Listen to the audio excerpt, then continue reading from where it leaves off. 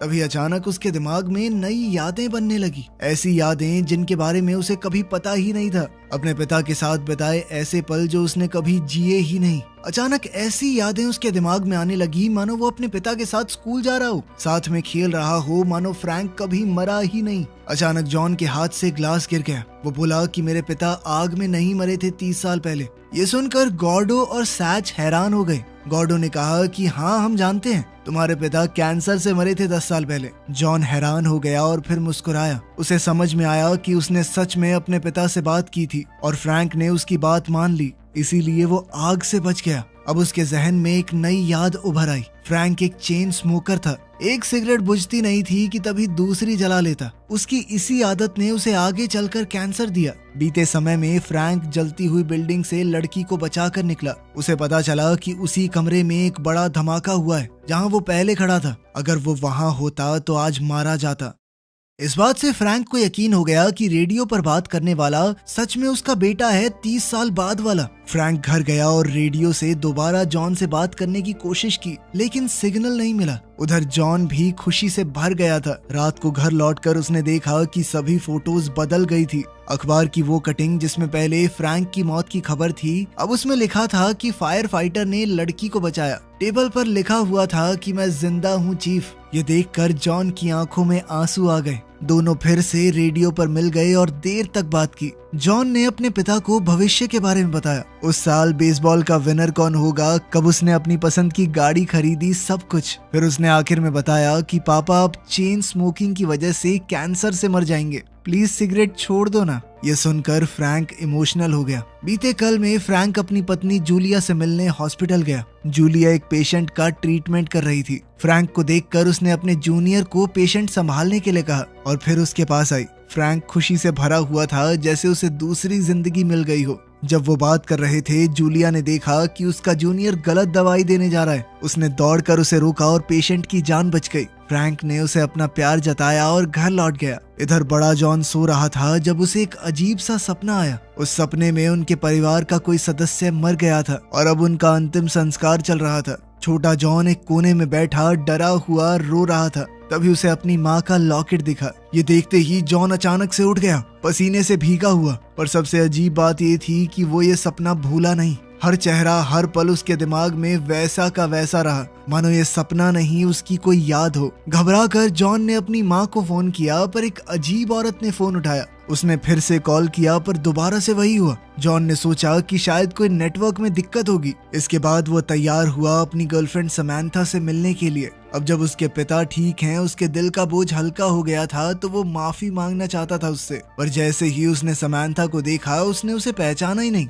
मानो वो कभी मिले ही ना हो। ये देखकर जॉन सुन्न पड़ गया। फिर उसने सोचा कि समैंथा शायद सिर्फ गुस्से में ऐसा कर रही है। इसके बाद वो अपने काम पर पुलिस स्टेशन वापस चला गया, लेकिन वहाँ भी उसे चीजें बड़ी अजीब लगी। जॉन का चीफ सैच, जो कि पहले उसे दोस्त जैसा समझता था, उसका रवैया अचानक बदल गया। अब वो जॉन के साथ बुरा बर्ताव करने लगा। सैच ने जॉन को एक केस फाइल थमा दी। वो दोनों ही कुछ दिनों से एक केस पर काम कर रहे थे। कुछ दिन पहले उन्हें कंस्ट्रक्शन साइट पर दबी हुई लाश मिली। उसकी सिर्फ हड्डियां ही बची थी। सैच ने बताया कि ये लाश मैरी फिनले नाम की एक नर्स की है, जो नाइटिंगेल नाम के एक सीरियल किलर का पहला शिकार थी। ये एक ऐसा सीरियल किलर था जो आज से 30 साल पहले चुन चुन कर सिर्फ नर्सेज को मारता था और जिसकी अभी तक पुलिस पहचान नहीं कर पाई। सैच ने बड़ी हैरानी से कहा कि कितने अफसोस की बात है, 30 साल पहले 10 लोग मारे गए थे और आज तक पुलिस उसे पकड़ नहीं पाई। जॉन ये बात सुनकर थोड़ा चौंक गया। उसके मुताबिक नाइटिंगेल नाम के उस सीरियल किलर ने 30 साल पहले सिर्फ 3 नर्सेज को मारा था और फिर अचानक से वो गायब हो गया। लेकिन जब जॉन ने नाइटिंगेल की मर्डर फाइल दोबारा से देखी तो उसके पैरों तले जमीन खिसक गई। उसकी माँ जूलिया का नाम विक्टिम लिस्ट में था। ये सुनकर जॉन का दिमाग पूरी तरह घूम गया। वो दौड़कर घर गया और देखा कि फैमिली फोटोज से जूलिया गायब हो गई थी। तब उसे एक बेहद खौफनाक बात समझ आई। जो बदलाव उसने बीते हुए कल में अपने पिता को बचाने के लिए किए थे, उन्होंने आज की जिंदगी को पूरी तरह से बदल दिया था।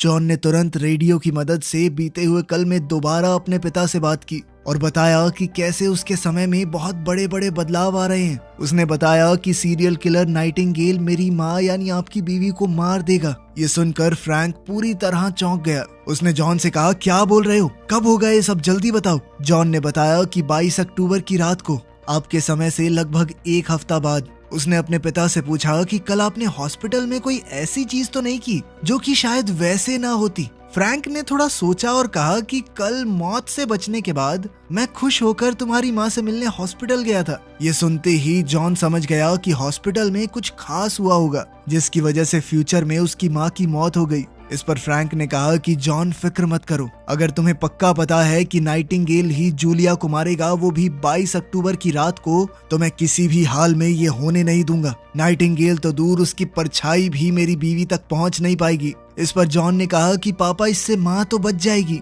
लेकिन सोचो नाइटिंगेल ने माँ से पहले 2 और औरतों को मारा था और माँ के बाद 4 और मासूम औरतों को मारेगा, और ये सब कुछ हमारी छेड़खानी की वजह से हुआ। क्या हम ऐसे ही उन्हें मरने देंगे? हम उसे यूं ही मासूम लोगों को नहीं मारने दे सकते। वो ये जानते थे कि आगे नाइटिंगेल किस औरत को मारने वाला है, लेकिन फ्रैंक को ये समझ नहीं आ रहा था कि वो करे क्या। उसने जॉन से पूछा कि मैं पुलिस में जाके बता दूं कि नाइटिंगेल उस औरत को मारने वाला है उस दिन, लेकिन वो मेरी बात कहाँ मानेंगे, हंसेंगे मुझ पर। इस पर जॉन ने कहा कि पापा, पुलिस नहीं, ये आपका काम है। आपको उस औरत का पीछा करना होगा और देखना होगा कि नाइटिंगेल कौन है। जब हम उसे पहचान लेंगे तब शायद पुलिस उसे पकड़ सकती है। फ्रैंक राजी हो गया। उसे थोड़ा डर लग रहा था, लेकिन फिर भी उसने हिम्मत जुटाई और उस बार में गया जिसका जॉन ने जिक्र किया था, वही जगह जहां अगला मर्डर होने वाला है। इस बार टारगेट कैरी नाम की एक नर्स है जो उस शाम को वहां आने वाली है। जॉन ने पुलिस फाइल में पढ़कर फ्रैंक को बिल्कुल साफ साफ बता दिया कि कैरी बार से 7:30 बजे निकलेगी